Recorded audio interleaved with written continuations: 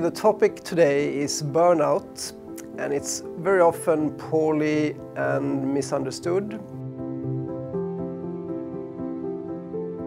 First of all, we need to understand that burnout is not a clinical diagnosis. You look at symptoms and it's very often related to mental health. You can either have severe symptoms, mild symptoms, or hardly no symptoms at all. And it started out in the helping profession research back in the early 80s, looking at people volunteering, helping others, and experiencing emotional exhaustion to a high degree.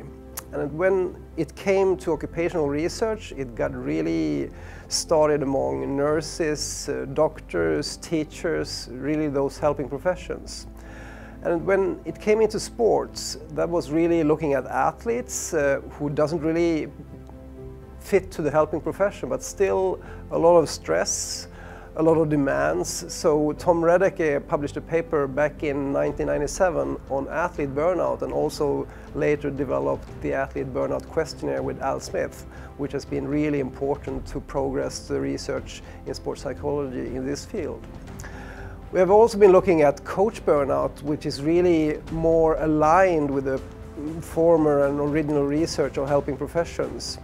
And looking at burnout, really there's three core dimensions that have been important from the very beginning. We look at exhaustion, we look at reduced personal accomplishment, we look at devaluation, and very often called cynicism, which is maybe the most severe and difficult symptoms, both for the surroundings, also for the person that experiences those severe symptoms. And looking at burnout and understanding where it comes from, it's really a stress recovery imbalance. And a couple of good facts to know about stress. Stress is not really dangerous. However, stress, when it's chronic over time, it will eventually lead to poor mental health.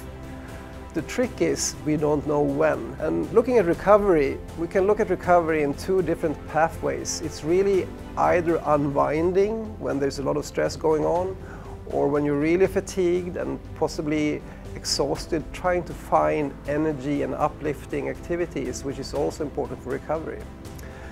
So a lot of people wonder who's going to be afflicted by burnout, and really the people who are mostly engaged can be at the highest risk. And I like to cite one of the previous researchers in the very early field, Aaron Pine, saying you have to be on fire to burn out, and that's really a good thing to remember. You have to be on fire to burn out. So looking at how we should prevent burnout and also maybe rehab after burnout, recovery is one of the most important topics to deal with, both in prevention and also in the rehab process. And here I would like to cite a really well-recognized professor in sleep research in Sweden, looking at burnout and how that's affected the occupational people.